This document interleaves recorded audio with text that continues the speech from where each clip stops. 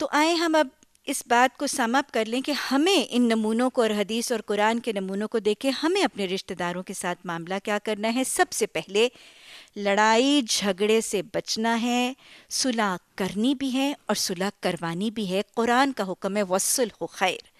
نبی صلی اللہ علیہ وسلم نے صلح کے لیے جھوٹ جیسے عمل کی اجازت دے دی، اور آپ نے فرما دیا کیا میں تمہیں وہ عمل نہ بتا دوں جو نماز اور روزے سے بہتر ہے؟ دو لوگوں میں صلح کروا دینا یہ دین کو آباد کرنے کا کام ہے، اور دو لوگوں کے درمیان جھگڑا ڈلوا دینا یہ دین کو مونڈ دینے کا کام ہے۔ تو صلح کر لیجئے، معاف کر لیجئے، جھک جائیے، عاجزی کر لیجئے، معافی مانگ لیجئے تاکہ جنت کے وسط میں ایک محل تیار کرنے میں کامیاب ہو جائیں۔ پھر اللہ سبحانہ تعالیٰ نے قرآن میں فرما دیا وَإِيتَاءِ ذِي الْقُرْبَى۔ سورہ نحل دہرا لیجئے آیت نمبر 90، ان اللہ یأمر بالعدل والإحسان وإیتاء ذی القربى، رشتہ داروں کو دینا ہے۔ وآت ذی القربى حقہ، سورہ بنی اسرائیل میں اللہ نے فرمایا رشتہ داروں کو دینا بھی ہے، اور دیتے وقت ان کا حق سمجھ کر دینا، ان پر کوئی احسان کر کے، کوئی دین کر کے، ان کے اوپر جتا جتا کے نہیں، ان کا حق سمجھ کے دینا ہے۔ کیا کیا دینا ہے؟ مال دینا ہے۔ سب سے پہلے دینے کی چیز مال دینا ہے۔ سورہ بقرہ میں اللہ سبحانہ تعالیٰ نے فرمایا یسألونک ماذا ینفقون قل ما انفقتم من خیر فللوالدین والاقربین، جو مال تم خرچ کرو گے وہ سب سے پہلا مال صدقات کس پر؟ اپنے والدین اور اپنے قرابت داروں پر۔ اللہ سبحانہ تعالیٰ نے آیت البر میں فرمایا وَآتَ الْمَالَ عَلَى حُبِّهِ ذَوِي الْقُرْبَى، اللہ کی محبت میں جب صدقات دو گے تو سب سے پہلے حقدار تمہارے رشتہ دار ہیں۔ تو جب مال دیا جائے گا، اگر زکوٰۃ دینی ہے، رشتہ دار زکوٰۃ کے مستحق ہیں تو پہلا حق رشتہ داروں کا۔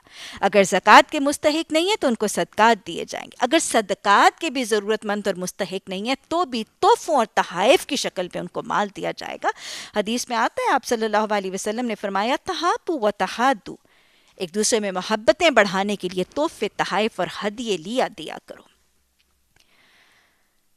مال دینے کے بعد دینا تو ہے، اب اگلی چیز کیا دینی ہے؟ مال دینا ہے، ان کو وقت دینا ہے۔ جیسے کہتے ہیں نا آج کل ٹائم از منی، تو رشتہ داروں کو وقت دینا ہے، اہمیت دینی ہے، توجہ دینی ہے۔ آج اگنور کر دیا جاتا ہے، اپنے باس کو، اپنے کلیگ کو اہمیت دی جاتی ہے اور رشتہ داروں کو اگنور کر دیا جاتا ہے۔ آپ صلی اللہ علیہ وسلم فتح مکہ کے بعد کے موقع پر فضل بن عباس رضی اللہ تعالی عنہ کو اپنے سواری پر ساتھ بٹھانے والے یہ نمونہ دیتے ہیں۔ ان کو اہمیت دینی ہے، توجہ دینی ہے، امپورٹنس دینی ہے، ان کے لیے دعائیں کرنی ہیں، ان کی خیر خواہی کرنی ہے، محبت دینا ہے، اخلاص دینا ہے، ایثار دینا ہے، اور سب سے بڑھ کر ان کو اچھے مشورے دینے ہیں۔ اچھے مشورے دینے ہیں، دین کا علم اور فہم دینا ہے، ان کو تربیت اور تزکیہ کی حکمت کی باتیں بتانی ہیں، ان کو اپنی مدد اور معاونت دینی ہے۔ اگر قرض اور مالی مدد کی ضرورت ہے تو ان کو اپنی مالی معاونت اور قرض دینا ہے۔ اب جب دینے کے موڈ میں آ جائیں گے تو پھر دیتے ہی نہ جائیے گا، کچھ یاد رکھنا ہے، کچھ نہیں بھی دینا۔ کیا نہیں دینا؟ تانے، تشنے، شکوے، شکایتیں، یہ نہ دینے والی چیزیں ہیں جو اپنوں کو اور اپنے رحم کے رشتوں کو ان سے بچا کے رکھنا ہے۔ حدیث یاد رکھیے گا، بخاری شریف میں الفاظ موجود ہیں المسلم من سلم المسلمون بلسانہ ویدہ، مسلمان وہ ہے جو دوسرے مسلمان کو اپنی زبان اور اپنے ہاتھ کے شر سے محفوظ رکھتا ہے۔ تو اپنے قرابت داروں کو دو اعضاء کے زد سے بچانا ہے، زبان اور ایک دل۔ زبان میں چغلی، غیبت، بہتان، عیب جوئی، تجسس اور کسی کے عیبوں کو بیان کرنا۔ غیبت کا کرنا اللہ معاف نہیں کرے گا، اللہ زنا کو معاف کر دے گا، غیبت کو معاف نہیں کرے گا، یہ مردہ بھائی کا گوشت کھانے کے برابر ہے۔ چغلی کرنے والا جنت میں نہیں جائے گا، یہ حدیث نے بتا دیا۔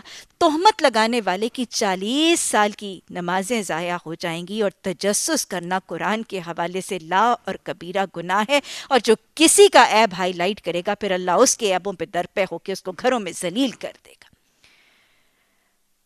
اور دل کے حوالے سے ان کو کس چیز سے محفوظ رکھنا ہے؟ ان کو حسد سے محفوظ رکھنا ہے، ان کو ظلم، زیادتی، نفرتوں اور قدورتوں سے محفوظ رکھنا ہے، اور سب سے بڑھ کر ان کو ہر قسم کی خفگی اور ناراضگی، تکبر کے رویوں اور ان کو حقارت سے محسوس کرنے اور دیکھنے کے رویوں سے محفوظ رکھنا ہے۔